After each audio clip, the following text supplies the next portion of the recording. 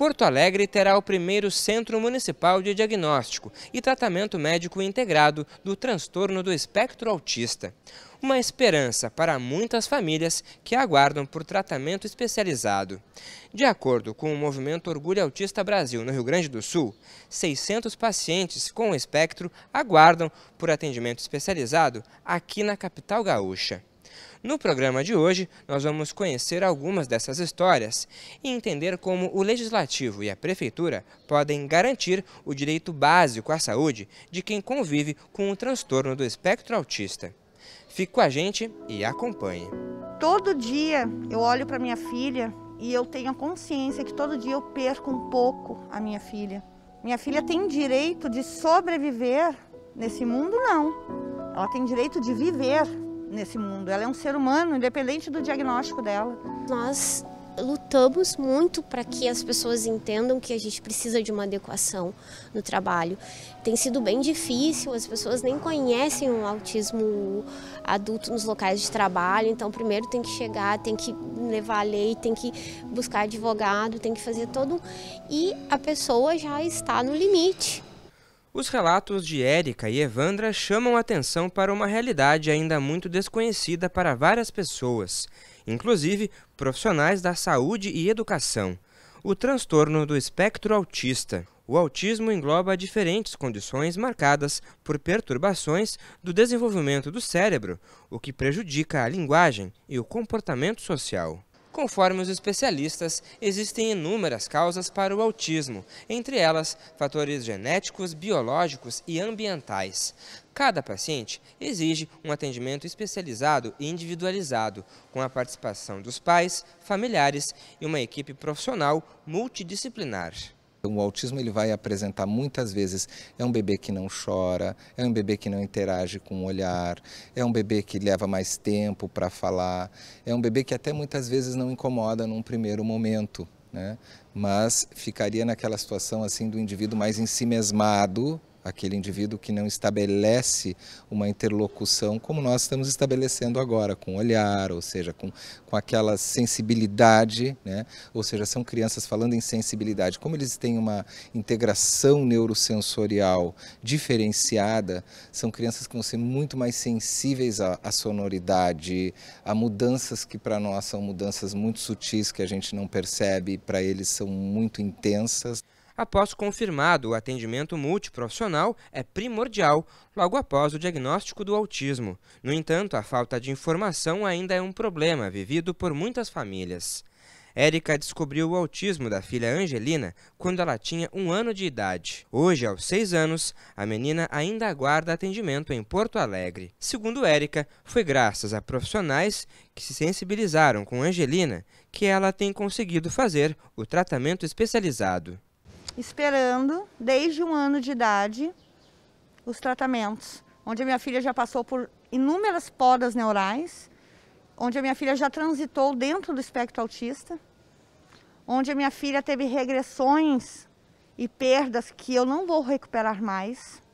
Não digo eu como mãe, eu digo uma equipe multidisciplinar, são perdas que não voltam, que não são reparáveis. E todo dia eu olho para minha filha e eu tenho a consciência que todo dia eu perco um pouco a minha filha. Evandra descobriu o autismo de grau 1 aos 42 anos, em plena pandemia. Segundo ela, poucos profissionais conseguem dar o diagnóstico do autismo, principalmente em adultos. Nós temos mais de 100 pessoas em um projeto social esperando por essa avaliação, por esse diagnóstico, e muitas vezes as pessoas vão em consultórios particulares e o profissional desconhece o autismo adulto e ele diz que não, porque a pessoa casou, porque a pessoa trabalha, porque a pessoa aparentemente não mostra um autismo tão visível, que não é autismo. Então tem muitas invalidações e é um diagnóstico que precisa de um olhar atento. Então não é em uma consulta de 10 minutos que um profissional vai conseguir dizer que alguém não é autista ou que é autista. Então é algo que carece muito. O filho de Evandra, Gabriel, também tem autismo. O menino de 9 anos foi diagnosticado com grau 3 e ainda não se comunica pela fala. Tanto Érica como Evandra afirmam que o Sistema Único de Saúde da capital não oferece atendimento multiprofissional para o tratamento do autismo. Por conta disso, Érica criou o projeto Angelina Luz, que leva o nome de sua filha. Ela e diversas outras mães se uniram para lutar por respeito, dignidade e acesso pleno à saúde e educação. O projeto social Angelina Luz nasceu, eu digo que ele criou vida, quando eu comecei a ver que não era só eu que não tinha aquela mão estendida, que não era só a Érica, mãe da Angelina, que não tinha um direcionamento. Então, no momento que eu recebi o laudo diagnóstico da minha filha, eu já saí daquele consultório estudando e nunca mais parei, mesmo que sozinha. Então, depois de um certo tempo estudando muito, eu vi que eu poderia sim ser aquela mão estendida para uma mãe, aquela mão que eu não tive. O porquê não compartilhar, o porquê não acolher, o porquê não somar, se a gente conhece a realidade e a dor uma da outra. Há 2 anos, o festival Meu Mundo Azul, em parceria com a produtora Opinião, tem ajudado Érica e outras mães a arrecadarem recursos para o tratamento e construção da sede do projeto. Os cantores Tonho Croco e Serginho Moá gravaram uma música escrita por Érica. A ideia da canção é levar informação e buscar o acesso aos direitos e inclusão.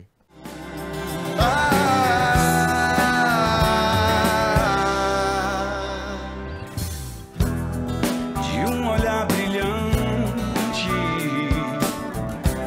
pura luz, feito um diamante. Para ajudar as famílias a garantirem o tratamento adequado pelo município, a Câmara de Vereadores aprovou, em abril deste ano, um projeto de lei do Legislativo que cria o Centro Municipal de Diagnóstico e Tratamento Médico Integrado do Transtorno do Espectro Autista. Vai ser um centro inédito, nenhuma cidade tem centro de diagnóstico do autismo. E nós estamos trabalhando para isso, que a população de Porto Alegre, as mães de crianças autistas, tenham acesso a esse centro. Se nós quiséssemos fazer somente uma UBS do autismo, né, com certeza já estaria pronta há muito tempo. Nós queremos entregar um aparelho público para as famílias autistas que funcione, que tenha na retaguarda um hospital, que tenha as especialidades necessárias e principalmente que as mães possam ser acolhidas. Esse é o nosso compromisso, nós viemos trabalhando muito nessa causa, nós dedicamos todas as nossas emendas impositivas para isso, são mais de 4,5 milhões de emendas impositivas, exclusivamente para criar o Centro de Referência de Diagnóstico do Autismo. O prédio que vai abrigar o Centro do Autismo na capital foi cedido pelo governo do estado e vai funcionar na Avenida Bento Gonçalves, ao lado do antigo Hospital Psiquiátrico São Pedro. O local está em fase final de reformas e pretende atender até 300 crianças por semana.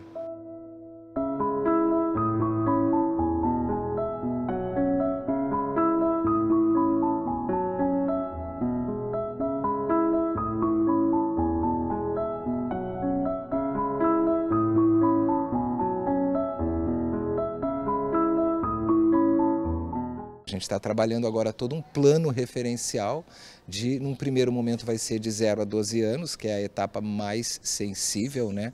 Nós temos crianças aí que não foram diagnosticadas durante a pandemia, perderam um período muito importante, que é uma janela que a gente chama terapêutica, importantíssima, né? Então a gente primeiro quer investir nessa camada populacional, depois a gente vai ter um segundo equipamento voltado mais para adolescentes e adultos, né? Mas o CERTA ele vai ter uma grande equipe multidisciplinar que vai fazer o diagnóstico e que vai fazer o plano terapêutico individual. Nós vamos ter 3 eixos, o eixo saúde, o eixo educação e o eixo desenvolvimento social. E esse atendimento vai ser via SUS, por exemplo, como que vai funcionar? Vai ter algum cadastro para essas pessoas chegarem até lá? Como que vai ser esse atendimento direto lá? Bem interessante porque eu já estou bem inserido na questão de como é que vai ser o fluxo, ou seja, como é que vai ser esse fluxo. Esse fluxo vai vir de dois grandes eixos, né? O fluxo da saúde, que já tem a rede de atenção psicossocial da cidade de Porto Alegre formada, né? Nas equipes especializadas, nós temos 8 equipes especializadas em saúde da criança e do adolescente na cidade, nós temos os CAPs, o Centro de Atenção Psicossocial, os CAPs-I, os CAPs de infância, nós temos as UBSs com os pediatras e nós vamos também ter a educação especial, que vai também, né, poder contribuir com vocês, assim, que serão as crianças que o professor detecta suspeita de alguma coisa, né, passa, né, e então vai ter vai vir tanto da educação quanto da saúde, vai ter esses dois fluxos assim, né, de atendimento. Em reunião da Comissão de Saúde do Legislativo, proposta pela vereadora Tanísia Sabino, foi discutido o prazo de entrega do centro. A abertura do espaço já foi adiada mais de uma vez.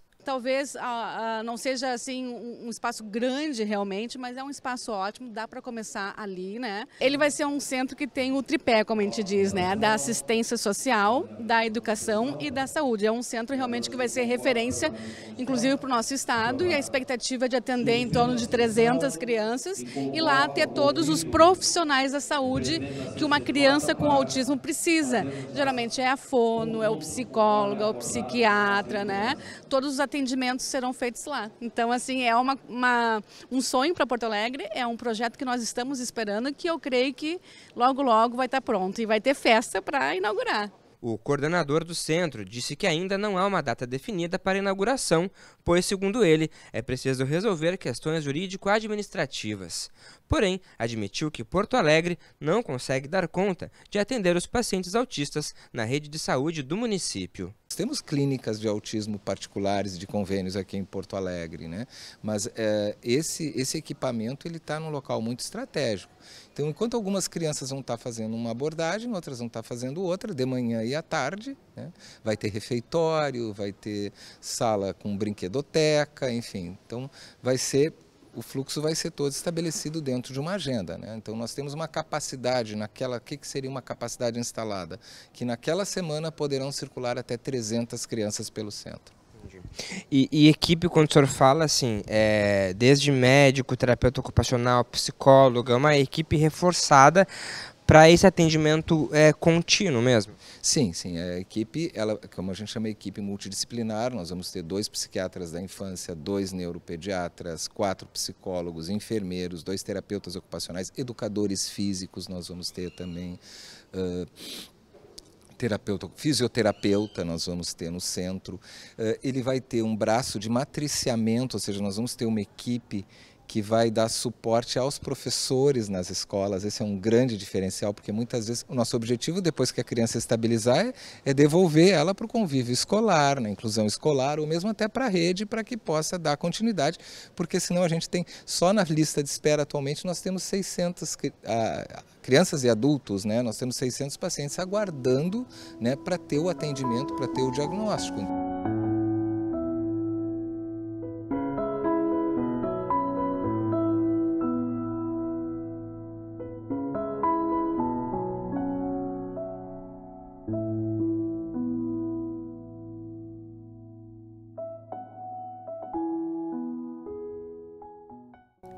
Outra questão levantada pelas mães é a falta de medicamentos na rede de saúde. Muitos remédios não são disponibilizados e os casos acabam na justiça. São muitos processos para dar andamento, acaba não tendo a agilidade que precisa num processo de saúde, mesmo que eles sejam processos que tenham prioridades, são muitas demandas, então acaba sendo demorado. Há, às vezes, uma dificuldade com que o judiciário entenda a urgência do tratamento do autista, tá? Então, nós também contamos com desconhecimento, assim como eu era advogada e tinha desconhecimento da lei, a gente também tem esse desconhecimento no judiciário. Juliana lembra da Lei Federal Berenice Piana, instituída em 2012. A legislação instituiu os direitos dos autistas e suas famílias em diversas esferas sociais. No entanto, mesmo com a lei no papel, não há garantia dos direitos básicos para quem tem o transtorno. Nós temos aí a Convenção Internacional do Direito das Pessoas com Deficiência, né, que ela é uma lei máxima, tal qual a Constituição Federal. A gente tem uma pirâmide jurídica, então a Constituição Federal está lá no topo e a Constituição já prevê o acesso à saúde, já prevê o acesso à inclusão, né? Então a gente desrespeita leis federais, a Constituição Federal que é a nossa lei máxima. A Lei Berenice Piana, ela foi criada por uma mãe, né? Berenice é mãe de autista. E ela bateu em porta. Ela foi ao Congresso, que é um ambiente que a gente sabe que é extremamente machista, né? Que é difícil, às vezes, de tu ter esse acesso. Ela conseguiu a aprovação dessa lei, que garante direito à saúde e direito de inclusão escolar às pessoas autistas, tá? Especificamente autistas. Evandra conseguiu que o plano de saúde cubra metade do tratamento do filho Gabriel, mas o gasto com medicamentos é muito alto. O uso do canabidiol tem dado retorno positivo para Gabriel. Estudos recentes apontam que o óleo, à base da planta cannabis, atua no sistema nervoso de pacientes autistas. Hoje, Evandra tem acesso ao medicamento apenas de forma importada. Só que o canabidiol nacional, ele não se adaptou, teve o efeito contrário, e o conservante é outro, e ele é uma medicação sintética, não é a medicação natural, que é o que a gente compra nos Estados Unidos, que ele não tem o THC, que o THC deixa ele mais agitado, então ele tem que ter só o CBD puro para ele poder acalmar, porque ele também tem TDAH. Então esse CBD puro faz com que ele tenha uma qualidade melhor de sono e também fique mais, enfim, na vida diária mais tranquilo, e também a questão da epilepsia. Búzios, no Rio de Janeiro, já adotou o uso da cannabis medicinal na rede pública de saúde. 180 crianças de famílias de baixa renda conseguem ter acesso ao medicamento. Aqui em Porto Alegre, 2 projetos de lei do Legislativo caminham nesse sentido.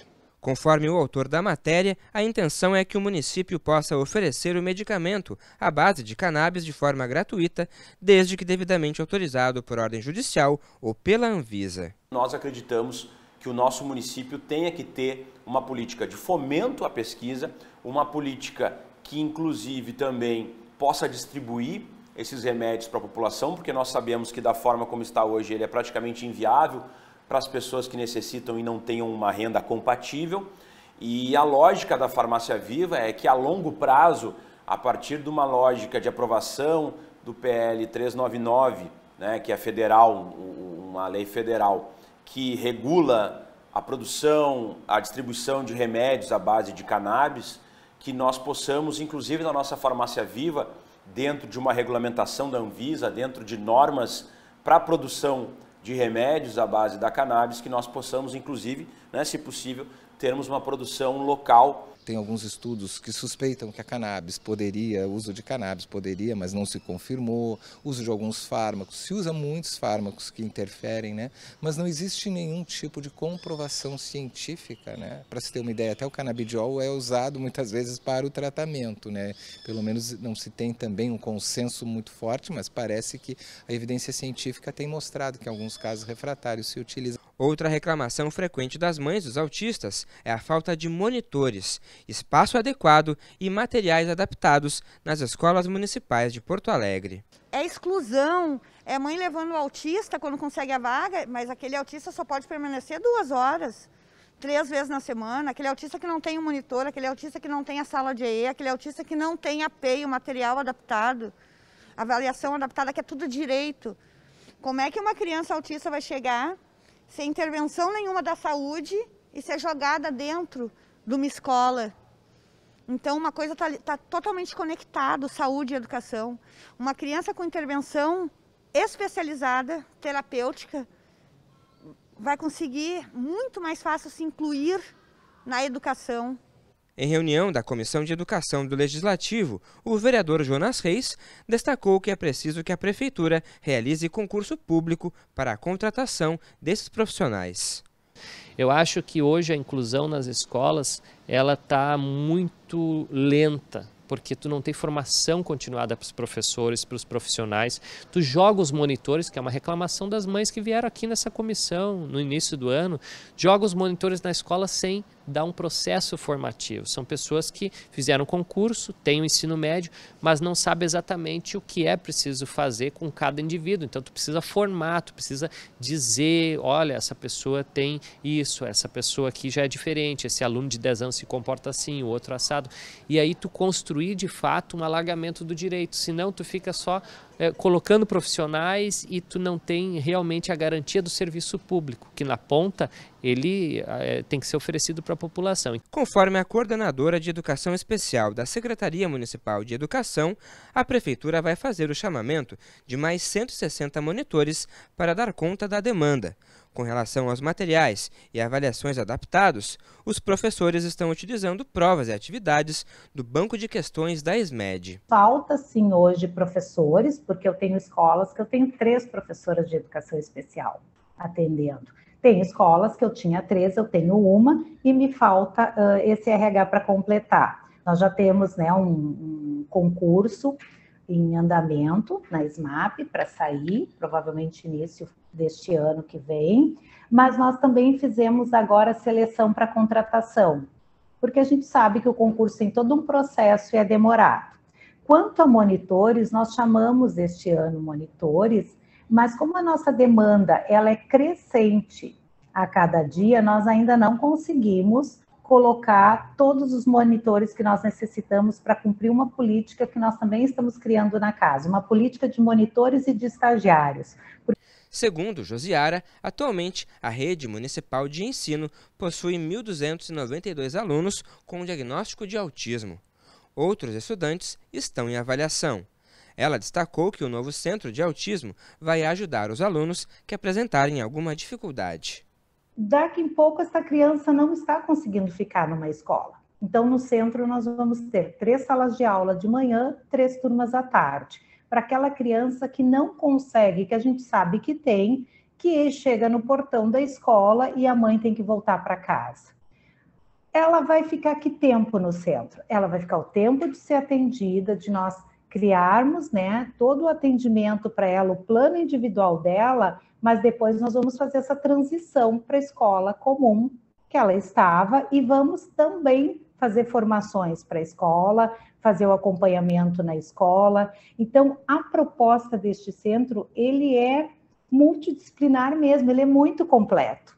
Eu digo que é uma política que vem para ficar. O Centro de Autismo vai contar com o trabalho das Secretarias de Saúde, Educação, Desenvolvimento Social e Esporte. Nós sabemos a necessidade e quanto desenvolve uma criança autismo com as terapias. Isso vem da musicoterapia, cão-terapia, vem da ecoterapia, vem das atividades esportivas, de dança, de jogos, né? Nós temos um convênio com uma academia esportiva que ensina as crianças a luta, né? Ensina a lutar, ensina a ter autonomia, que é o que as mães procuram, que o seu filho autista tenha autonomia. Então nós estamos trabalhando arduamente para entregar algo que congregue e algo que realmente ajude essas famílias, principalmente as mães e as crianças autistas. Quando uma família recebe o diagnóstico, né, o teu filho tem sinais, tem sintomas, ou até o diagnóstico de autismo, é uma coisa que os pais levam um choque, né?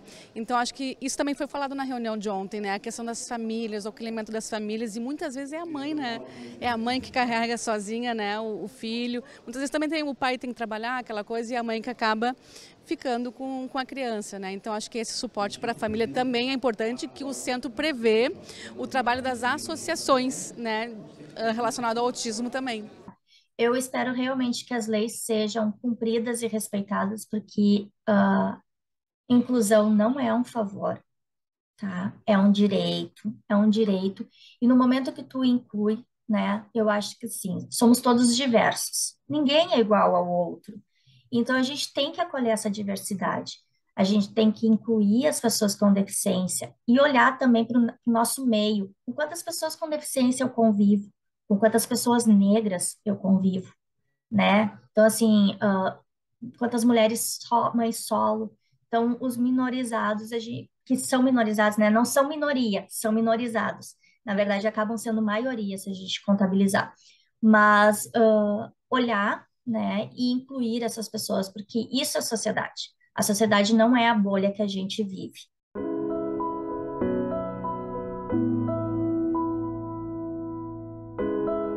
Com a Câmara na Cidade de hoje fica por aqui. Acompanhe este e outros programas da TV Câmara nas nossas redes sociais. Outras notícias do Legislativo no site da Câmara de Vereadores de Porto Alegre. A gente se vê na próxima edição. Tchau!